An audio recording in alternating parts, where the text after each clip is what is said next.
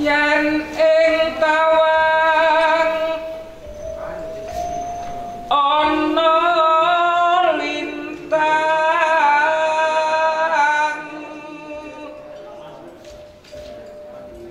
cahayu aku ngenteni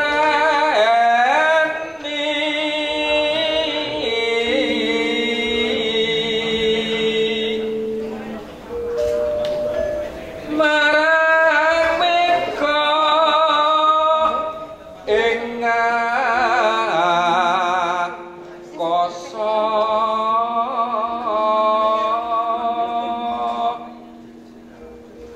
sun takon war tani reki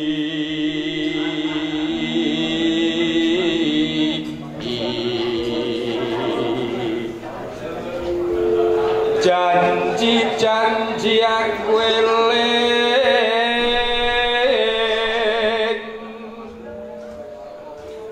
sumadot rasing tias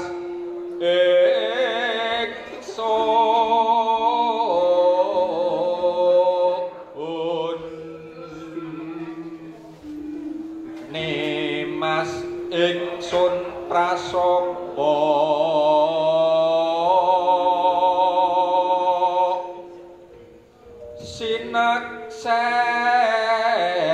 sinaksenan bumi langit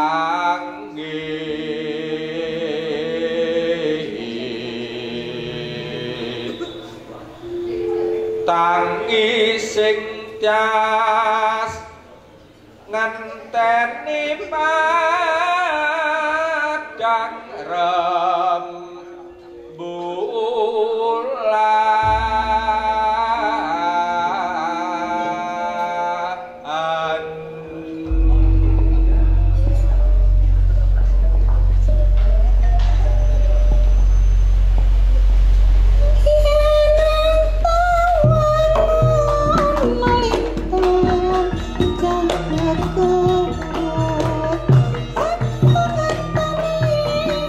Aku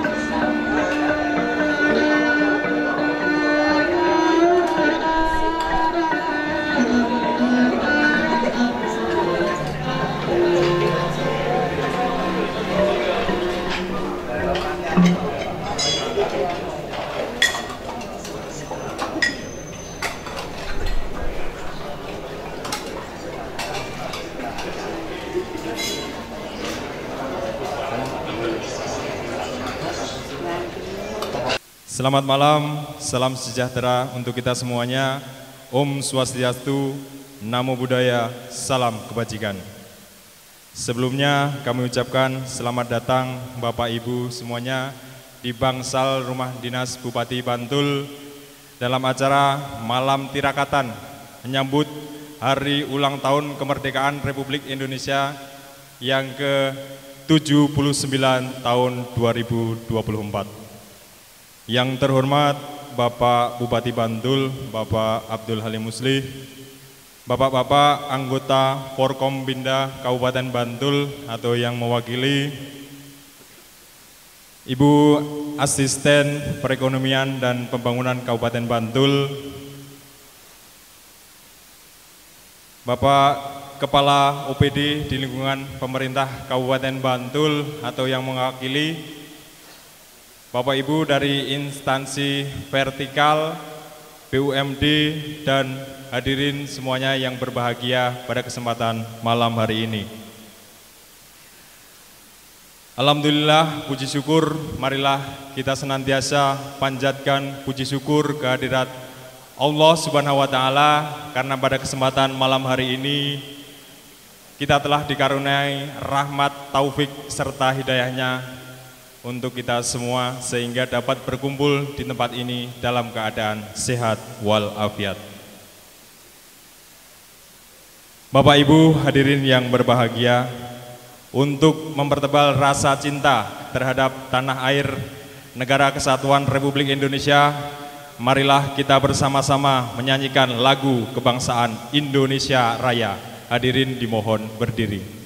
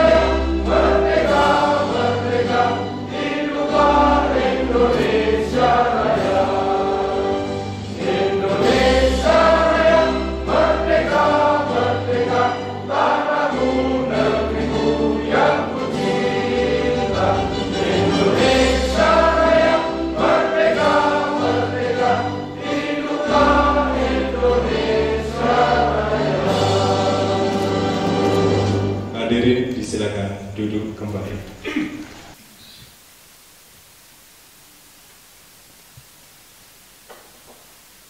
Bapak Ibu yang saya hormati, sebelum kita melangkah ke acara selanjutnya, izinkan saya menyampaikan sebuah pantun khusus di Hari Kemerdekaan Republik Indonesia yang ke-79 ini. Minta cakepnya nggih Bapak Ibu. Ke Yogyakarta membeli bakpia. Bakpia legit enak rasanya. Selamat malam pemimpin Bantul semuanya. Semoga sehat selalu jiwa dan raganya.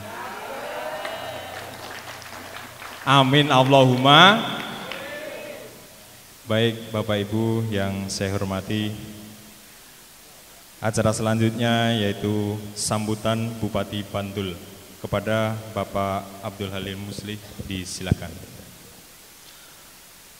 Assalamualaikum warahmatullahi wabarakatuh. Selamat malam, salam sejahtera untuk kita semua.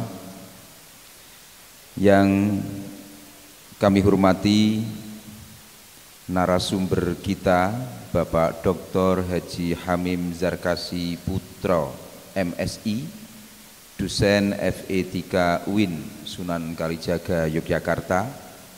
Yang saya hormati jajaran Forkopimda Kabupaten Bantul, yang saya hormati Ketua Pengadilan Agama Kabupaten Bantul, Kepala Kantor Kementerian Agama Kabupaten Bantul, yang saya hormati Sekretaris Daerah, para asisten, tenaga ahli Bupati, staf ahli, para pimpinan OPD, BUMN, BUMD, dan lembaga-lembaga pemerintah yang tidak dapat saya sebutkan satu persatu, dan hadirin sekalian yang berbahagia.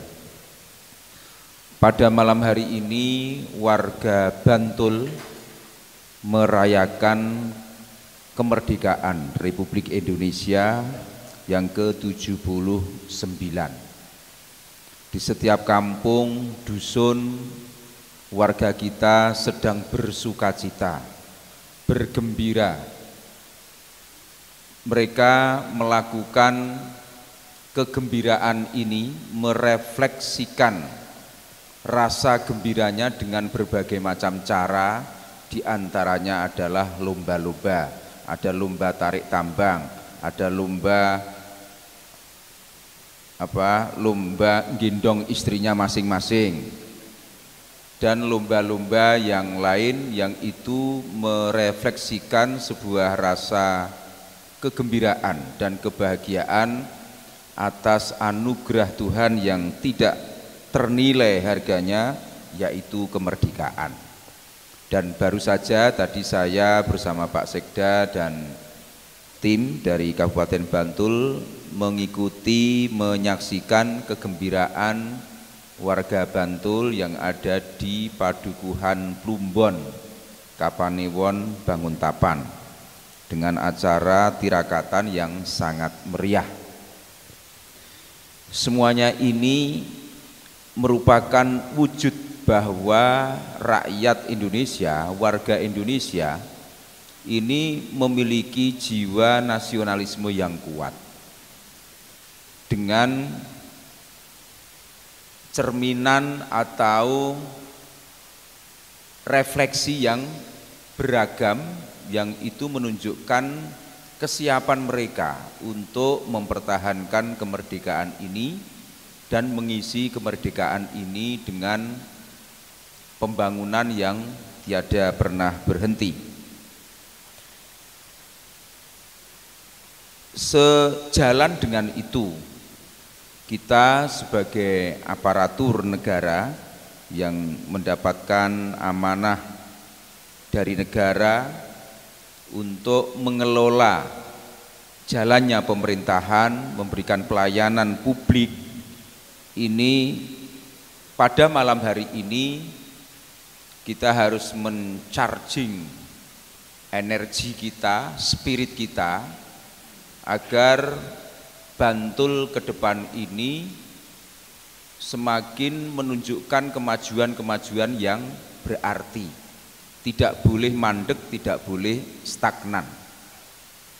Tentu ini memerlukan orang-orang yang memiliki komitmen kebangsaan yang tinggi, memiliki moral kejuangan yang tinggi, karena di sini jelas cerdas dan terampil itu tidak cukup, tetapi tanggung jawab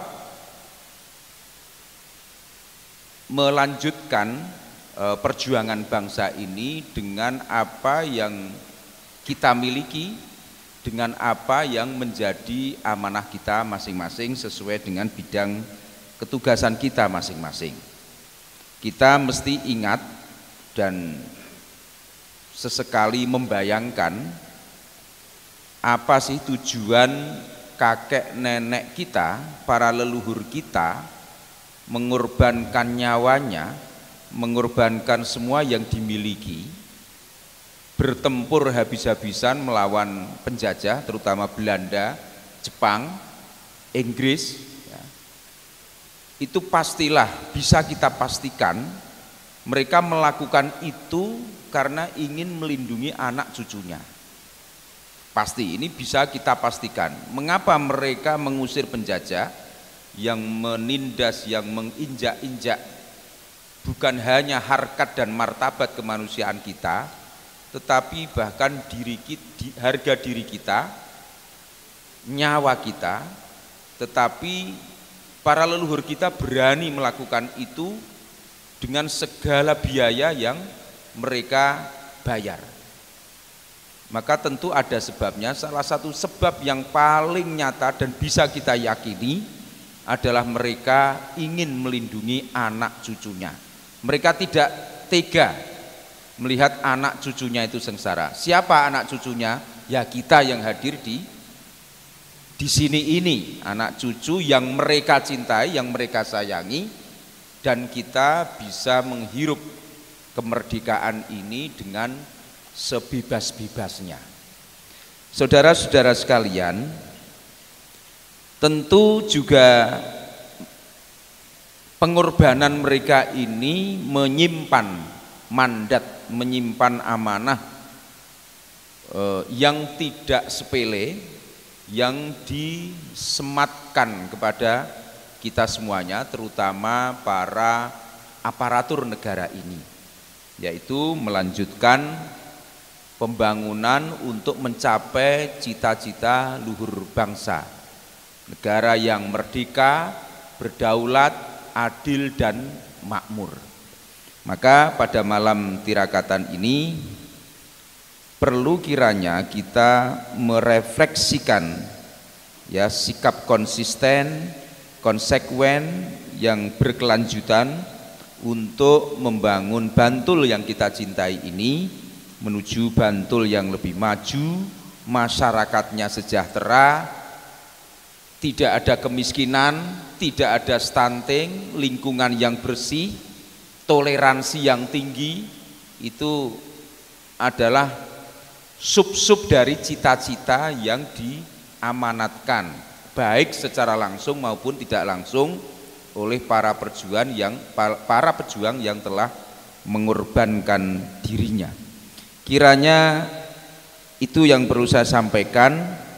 Ya, selamat mengikuti tirakatan untuk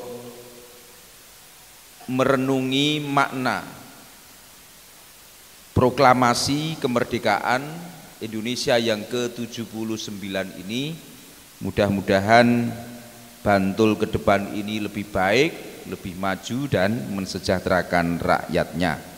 Sekian, terima kasih. Wassalamualaikum warahmatullahi wabarakatuh. Waalaikumsalam warahmatullahi wabarakatuh. Terima kasih Bapak Bupati Bantul atas sambutan yang disampaikan pada kesempatan ini.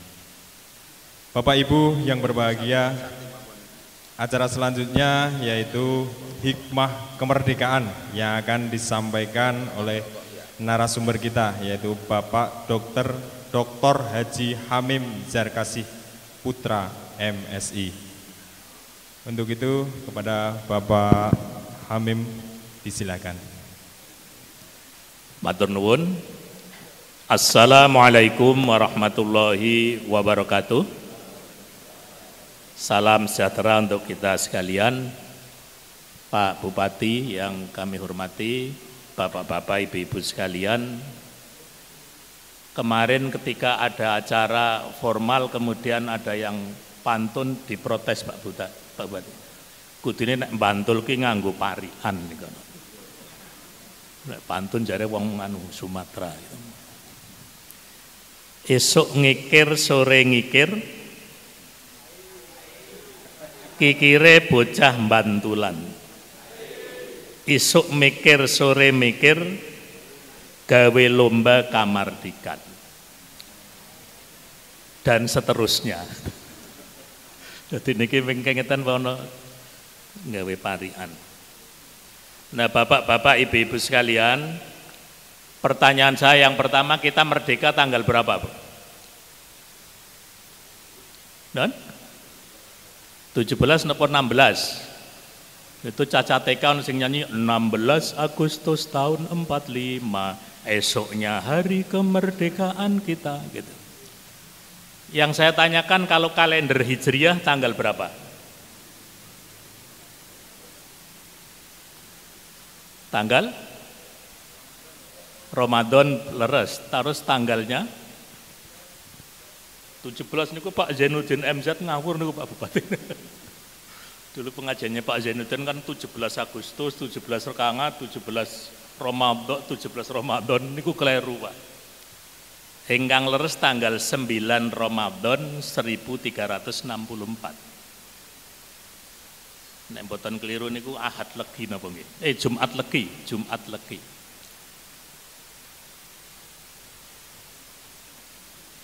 Nah, beberapa saat yang lalu saya menyampaikan begini.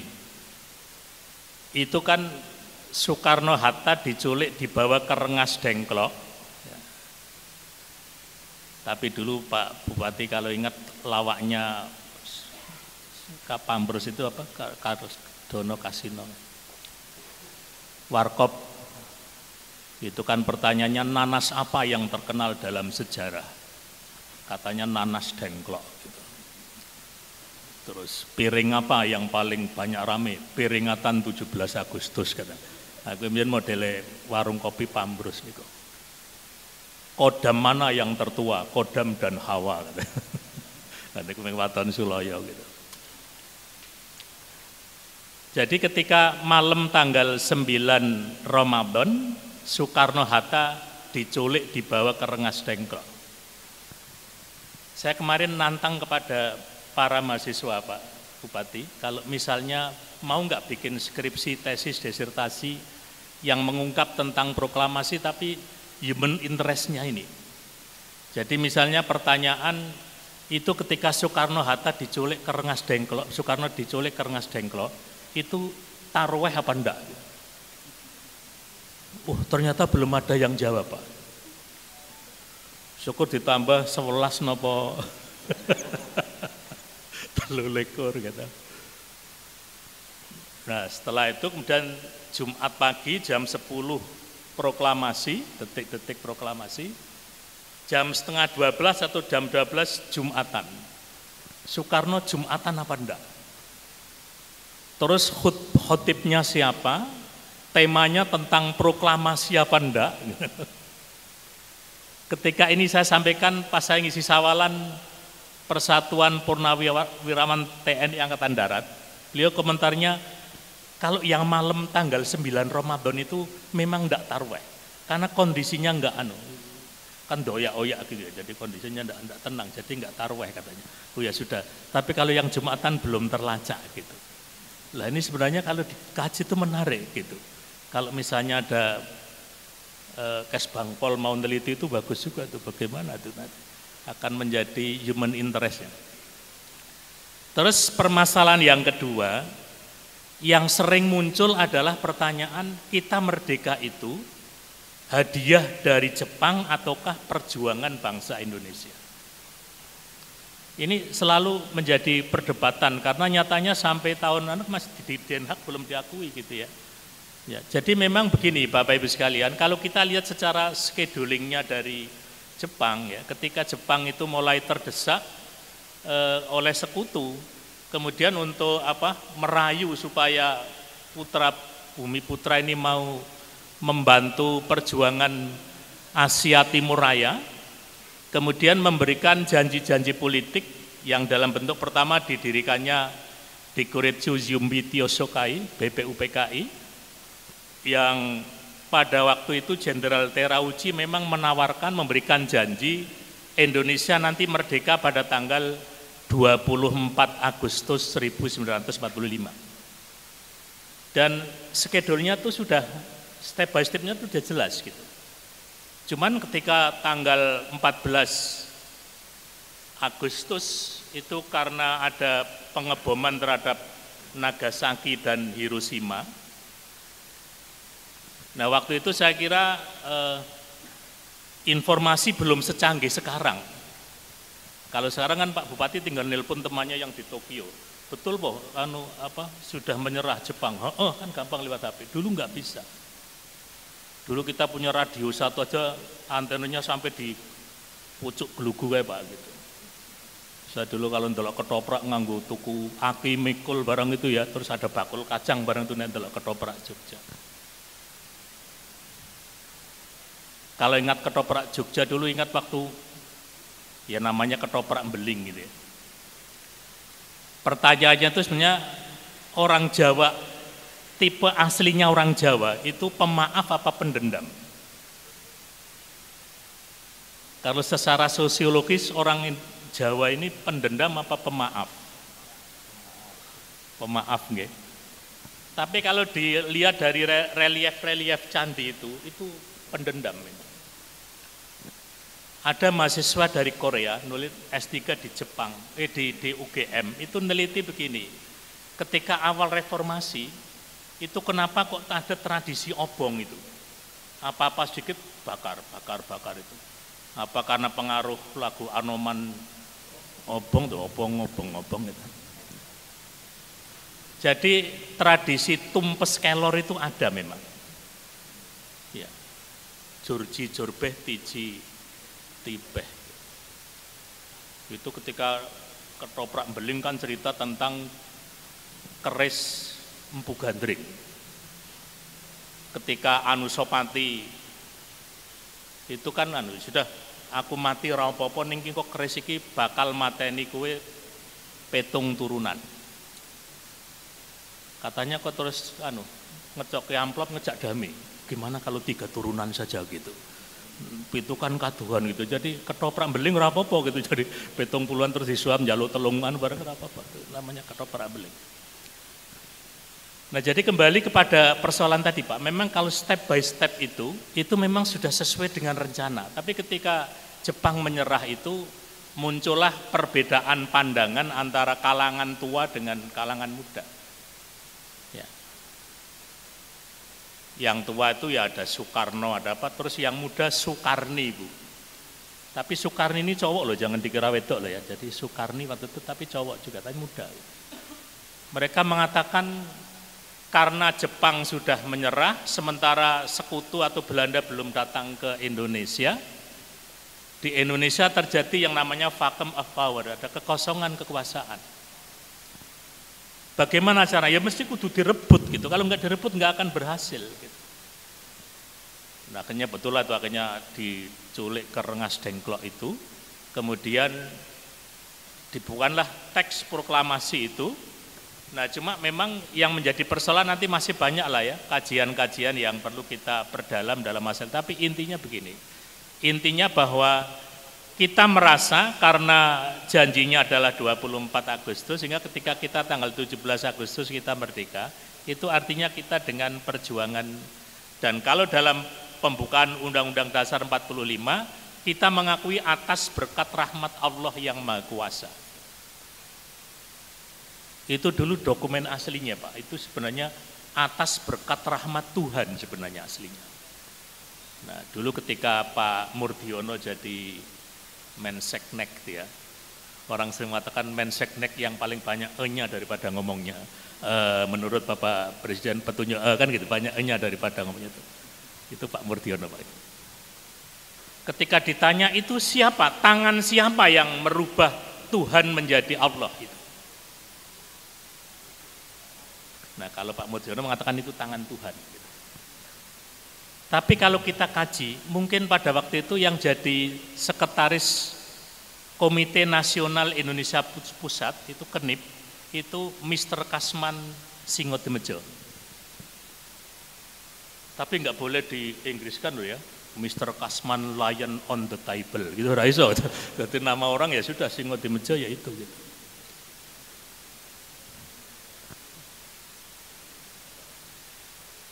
Jadi ternyata ini Pak, ini mungkin Pak Bupati bisa cerita tentang teknik-teknik persidangan itulah. Dulu waktu kita mahasiswa kan pernah aktif-aktif di kegiatan itu kan kalau sudah mau bikin tata tertib itu kan dibikinlah orang begitu lelahnya. Nah setelah lelahnya diwacani tok-tok sudah kesel rampung gitu lah. Nah ini kelihatannya Mr. Kasman itu juga gitu, artinya mungkin konsep yang dibruis adalah Tuhan, tapi nanti yang jadi dokumen kan yang jadi sekretaris itu loh, terus akhirnya jadi Allah gitu. Tapi ternyata itu juga membawa efek yang banyak Pak. Artinya kita langsung pakai nama atas berkat rahmat Allah yang Maha Kuasa. Nah oleh karena itu, kemudian kebetulan kayak saya sebagai guru kan yang banyak bicarakan sekarang tentang profil pelajar Pancasila. Gitu. Jadi ya semuanya bernuansa kepada, kalau kita pesan Al-Quran ya ini, kalau mungkin nanti Pak Bupati bisa mengkaji lah, ada enggak korelasi antara 5 ayat yang turun pertama dalam Nuzulul Quran dengan 5 sila Pancasila itu. Jadi kalau nilainya yang diambil itu sama gitu. Misalnya ketika Iqra bismi rabbikal ladzi khalaq, itu konsep bacaan tentang kita jangan sampai tererosi masalah akidah kita, masalah keyakinan kita, masalah keagamaan kita.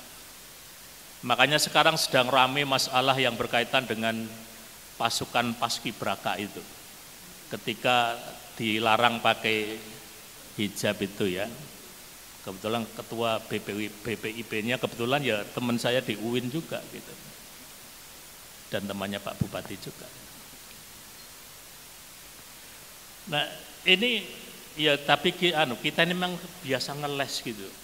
Komentar teman saya langsung japri ke siapa Hamim. Setelah saya kaji, beberapa ulama ada kok yang tidak mewajibkan jilbab. Ya rasa ngono kuwi lah. Ya, artinya orang usah waton suloyo gitu loh maksud saya. Kita mbak sudah lah, kalau keliru ya minta maafan selesai gitu. Daripada kita kan biasanya punya pendapat dulu kok terus nanti alasannya digolek karo melaku lah gitu. Ya, ini nanti akan, makanya dalam kondisi yang seperti itu akhirnya melahirkan, saya sering mengatakan penyakit bangsa Indonesia yang paling besar Pak Bupati, itu namanya penyakit distrust. Rasa saling tidak percaya itu.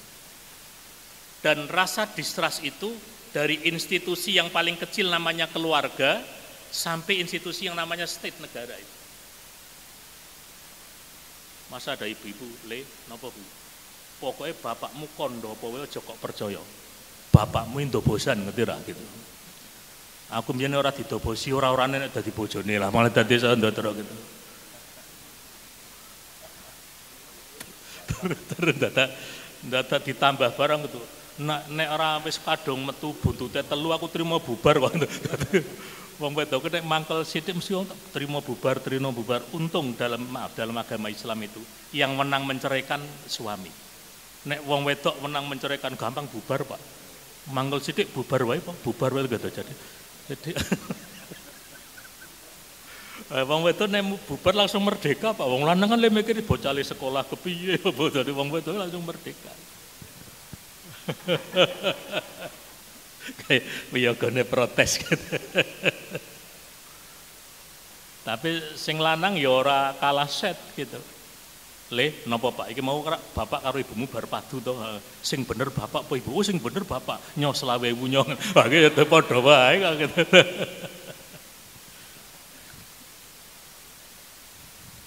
Ini ibu-ibunya ndak banyak ya. Coba bapak-bapak jujur, Pak. Bapak-bapak yang merasa belum pernah ngapusi sing seteri ngajung, Pak. Piye wiyaga piye? Ana sing ngacung siji burel ngombe bojo. Terus ana sing tak. Ning jane ngapusi angsal mboten to?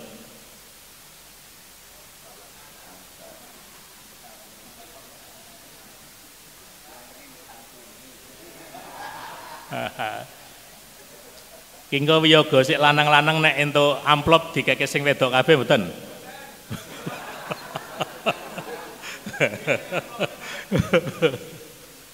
Iya jadi ini saya cerita kecil-kecilan Pak Bupati. Saya kan kebetulan Ketua Dewan Pendidikan Kota Jogja. Ya jujur aja lah jadi anggota Dewan Pendidikan kan ya ada honor cilik gitulah ya gitu. Beda dengan Dewan Perwakilan Rakyat beda lah. Nah ternyata mengrembukan babakan honor ki kayak modele kepiye itu aja bisa menjadi beberapa kali pertemuan. Iya.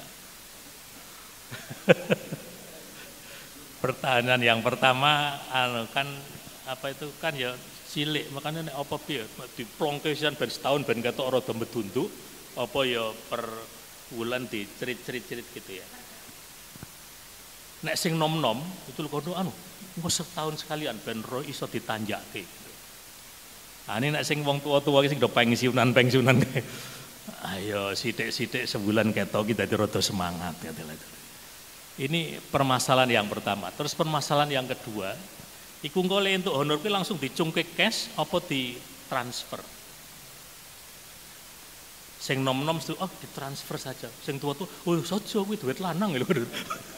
Bangun ditransfer dadine wong wedok gitu kan, wong lanang kudu langsung jadi rembukan itu bisa jadi 2 kali rebo rapat Pak gitu. Meng bahas masalah ngai duit ki carane kepiye gitu. Nah, jadi kembali ini Bapak-bapak sekalian. Jadi memang kita perlu membangun bagaimana dimulai dari mana kita membangun kepercayaan itu.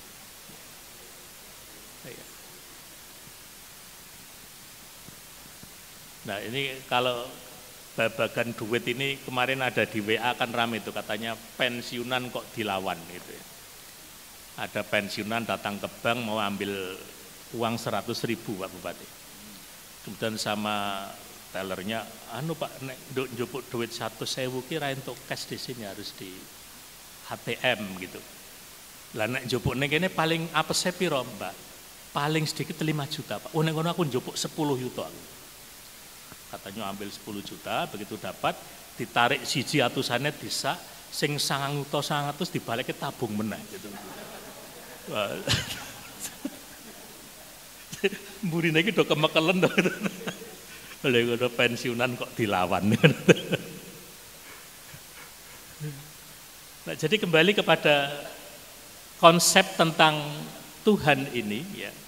Makanya monggo nanti siapapun lah ya, artinya yang memimpin Bantul itu keragaman yang sudah ada ditata betul.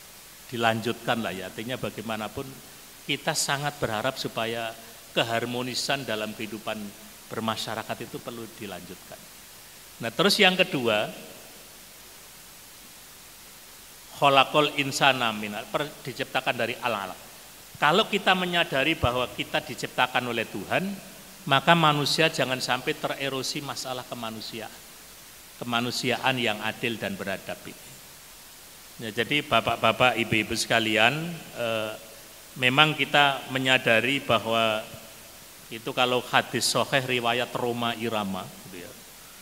Ya, itu kalau bahasa Inggrisnya namanya widening gap, gitu ya, kesenjangan yang semakin menganga antara si kaya dan si miskin itu.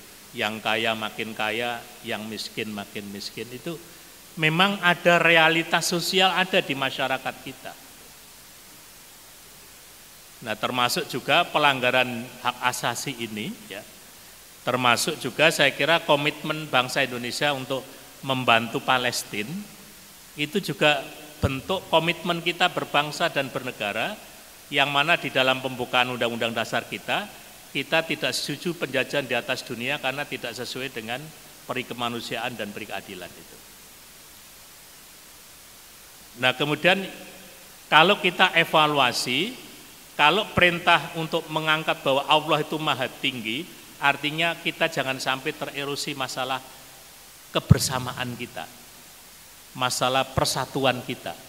Jadi bapak-bapak, ibu-ibu sekalian, coba kalau kita evaluasi apakah persatuan Indonesia ini sudah tertata dengan baik ya. Kita lihat ke belakang, ada kebangkitan nasional, ada kemudian 20 Sumpah Pemuda 28, 45 proklamasi. Ketika tahun 28 itu ada Sumpah Pemuda, itu untuk bersama-sama menciptakan Indonesia ini. Tapi mempersyaratkan harus ada penyanyi nostalgia itu yang jangan ada dusta di antara kita tuh siapa yang nyanyi? Bruri Marantika nomor peso 5. Ya.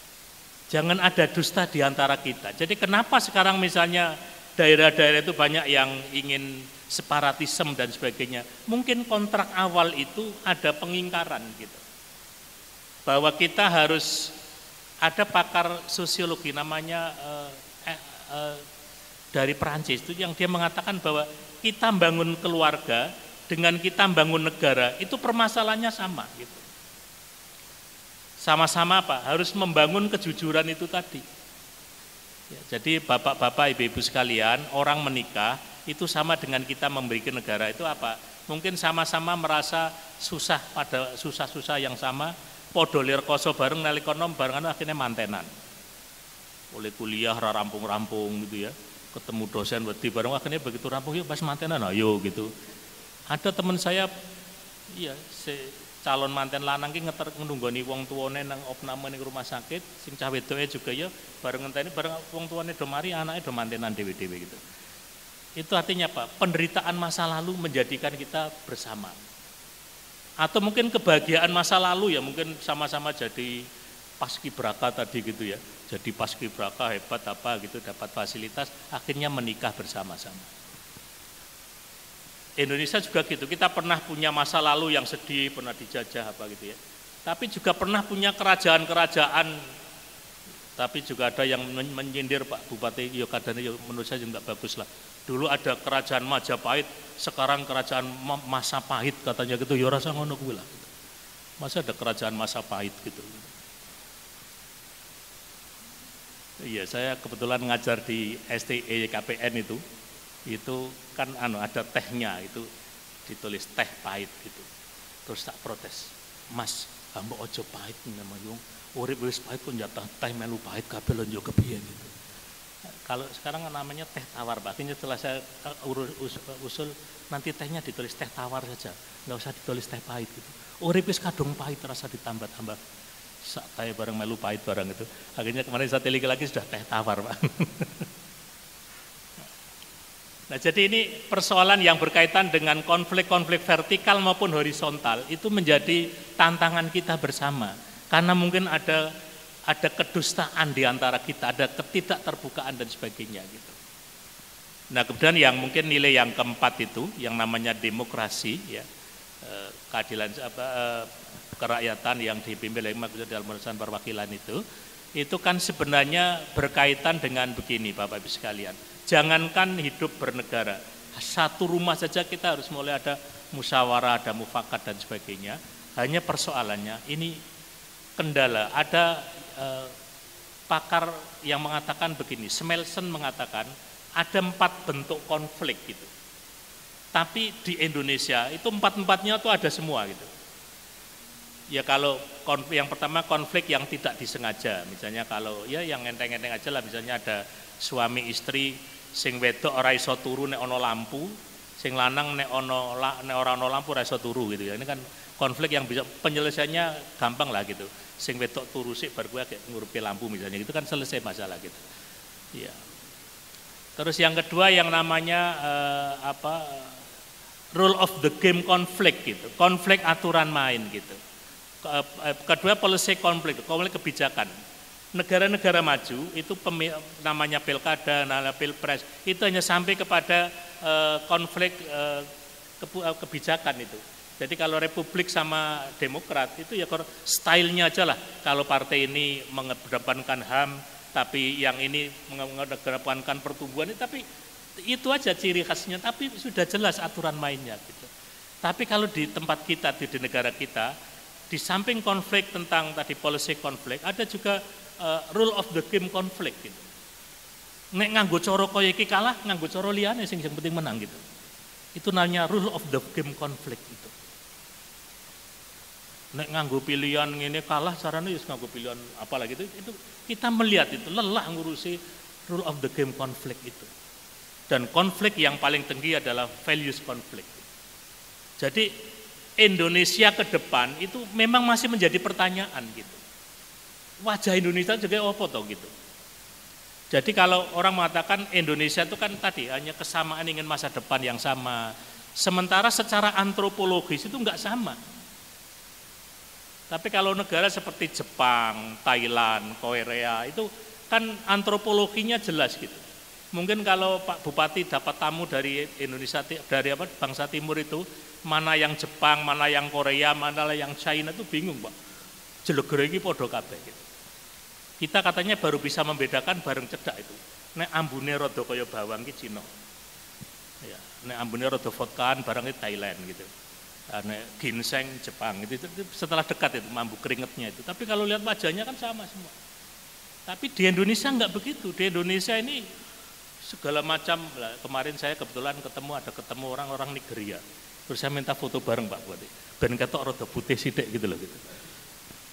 Meskipun dulu waktu saya ngambil S2 di UGM, saya punya teman dari Uganda itu mengatakan, orang Jawa itu mesake itu. Apa kulitnya gojak-gajik gitu loh, hitam ya ndak, putih ya ndak gitu. Kan mending kayak saya loh, kalau hitam jadi jelas gitu loh. Hanya pikiran elek saya muncul, wah Mas, kok ini tak leboke nanggon gembira lupa jadi objek wisata. Tapi orang tuh ngerasain itu pelanggaran HAM itu. Nah jadi kita konflik itu semuanya ada Pak. Sehingga dulu memang sudah Pancasila itu sebenarnya sudah berhasil menjadi jembatan budaya, cuman persoalannya beberapa saat kemarin itu terlalu dipolitisir. Ada penafsiran tunggal dari pemerintah sehingga masyarakat kampus segala protes gitu. Biar aja lah ada orang menafsirkan supaya kita bisa dinamis itu. Jadi ini persoalan yang berkaitan dengan values of konflik nilai itu. Dan makanya ya nih konsep keragaman seperti apa. Nanti kalau majelis ulama itu kan ada membedakan antara pluralitas dan pluralisme. Kalau pluralitas itu suatu realitas ya, artinya bahwa kita agamanya beda, kita kulturnya beda, bahkan sesama muslim aja cara beribadahnya beda dan sebagainya. Itu sudah sunatullah lah gitu. Itu yang menjadi tapi kalau menjadi pluralisme terus dianggap semuanya sama, itu yang mungkin MUI agak mencermati. Tapi kalau pluralitas realitas itu. Kita harus bersama-sama, kita yang minoritas juga harus diangkat dan sebagainya. Dan yang terakhir Bapak sekalian, keadilan sosial bagi seluruh rakyat Indonesia ini saya kira yang menjadi tantangan bagi kita sekalian. Jadi ini Bantul termasuk Indonesia ya. Insya Allah. Jadi maksudnya melu ada yang mau ada pilkada dan sebagainya gitu ya. Itu ya saya senang kalau ada menjelang-jelang seperti ini banyak tamu konsultasi apa itu. Tapi intinya begini, bahwa siapapun nanti yang akan memimpin adalah mereka yang memang akan membangun, memberikan keadilan bagi seluruh, ya tidak mungkin seluruh amat tidak, tapi memang akan bisa mengurangi lah perbedaan-perbedaan dan seterusnya gitu. Nah Bapak Ibu sekalian, ini tadi saya sudah dipeseni jangan terlalu lama karena sudah jam 11 ya Pak.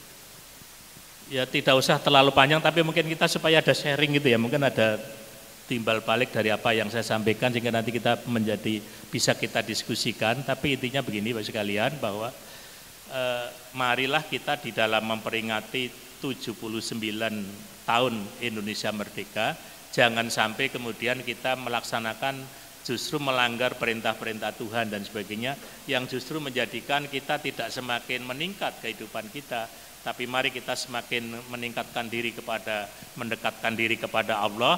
Ya ada la in syakartum la azidannakum wa la in kafartum inna adzabi lasyadid. Nah, bagaimana cara kita bersyukur ya kita meningkatkan kualitas ibadah kita gitu ya. Nah, sebagai penutup saya mengambil ada surat Al-Qasas ayat 77 Pak Bupati, itu mengajari kepada kita untuk apa yang harus kita tingkatkan dalam proklamasi dan yang lain-lain itu. Yang pertama, wabtaghi fima ataqallahu darul akhirah. Dan carilah dari apa yang dianugerahkan Allah itu negeri akhirat yang baik. Ya, jadi dalam kondisi yang seperti apapun, mari kita membuat kegiatan yang semakin meningkatkan keimanan dan ketakwaan kita kepada Allah. Ini yang pengalaman meninggal dunia belum ada ya. Sudah ada yang siap belum? Sudah. Biasanya kalau ada pemberangkatan jenazah mesti yang dilirik-lirik sing tuwek-tuwek, Pak. Dikirone bar kae mesti mbah kae sing ngandani iki sapa gitu. Malah saya pernah mengikuti pemberangkatan jenazah itu yang sambutan karena bendahara takmir masjid keliru, Pak Bupati. Ibu Hajah Siti Khadijah menika tilar donya kanthi yuswa 60 gangsal ewu rupiah gitu. Dadi sing mone udah khusuk dadi dasare bendahara takmir masjid dadi sing dipikirke meng duit. Arane dong guyang-guyu kayak gitu. Mempersiapkan akhirat yang baik walatan sanasibaka minad dunya. Ning bagian mening dunya jangan kamu lupakan. Jadi ini mungkin ada cerita begini ya. Dulu saya mungkin Pak Bupati itu zaman sekolah tuh golek SMP, golek SMA, kan golek dhewe bareng wis entuk laporan kali wong tua. Terus niki mboten. Sekarang itu menjelang cari sekolahan itu wong tuane sedina ora lunga mentelengi laptop. Anak saya terpental enggak angkanya gitu. Anak ming bali sekolah bal-balan, aku untuk sekolah durung Bu. Ngono ta. Endeng mati lho terus. Kepepete rantuk ya ora apa-apa padahal sing tua sing kita ya. Bahkan saya kemarin Pak Bupati dapat laporan banyak dari masyarakat ada yang protes masalah yonasi itu loh. Jadi satu RW dekat sama sekolahnya ora ketompo. Terus saya tanya, kenapa dia enggak diterima? Kejauhan 2 meter katanya. Iya, jadi setelah diukur-ukur itu kaduan 2 meter ora ketompo ta, Pak. Jadi waktu saya jalan-jalan sama kepala dinas ini anakku di aku ya protes aku. Iya Bu, jadi selisih 2 meter aja nggak diterima Pak Polisi. Ya 2 meter kan juga angka.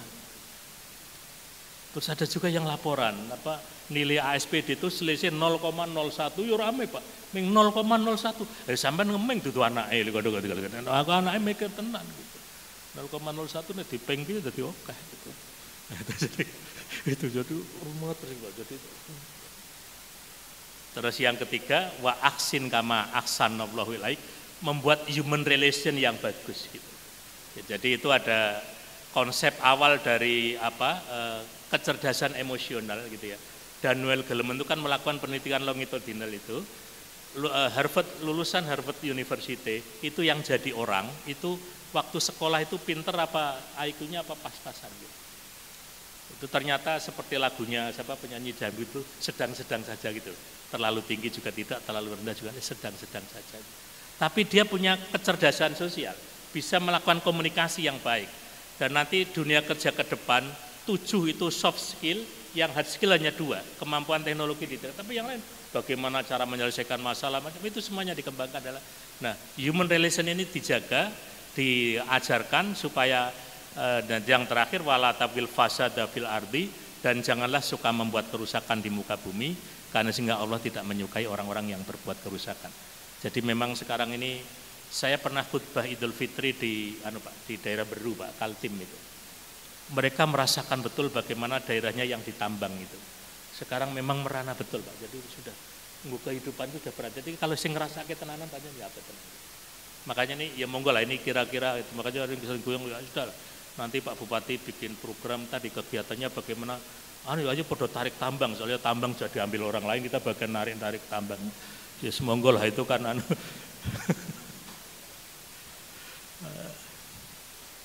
Terima kasih, saya kembalikan. Assalamualaikum warahmatullahi wabarakatuh. Waalaikumsalam warahmatullahi wabarakatuh. Beri aplaus. Terima kasih kepada Bapak narasumber kita, Bapak Dr. Haji Hamim Zarkasih Putra MSI yang sudah memberikan pencerahan kepada kita tentang hikmah kemerdekaan. Baik Bapak Ibu yang saya hormati, biar saya dikira asli Bantul, saya juga ingin mengasih parian ini Bapak narasumber.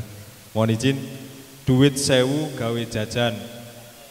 Saya selamat Indonesiaku sugeng kamardikan. Luwih saya pundih niki kalih narasumberipun. Sami sedaya. Baik Bapak Ibu yang saya hormati, acara selanjutnya yaitu pembacaan doa malam tirakatan yang akan dipimpin oleh Bapak Zainuddin. Untuk itu kepada Bapak Zainuddin disilakan. A'udzu billahi minasyaitonir rajim. Bismillahirrahmanirrahim. Alhamdulillahi rabbil alamin. Hamdan yafi ni'amahu wa yukafi'u ma'idah. Ya Rabbana lakal hamdu wa lakal syukru kama yanbaghi li jalali wajhikal karimi wa 'azimi sultanik. Allahumma salli wa sallim ala sayyidina Muhammadin wa ala alihi wa sahbihi ajma'in.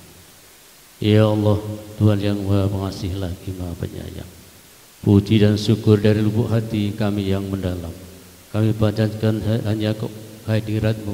Pada saat ini kami berkumpul dan bertafakur pada malam tirakatan untuk mengenang jasa perjuangan para pahlawan kusuma bangsa yang dengan gigih dan rela berkorban untuk meraih kemerdekaan dan kejayaan bangsa.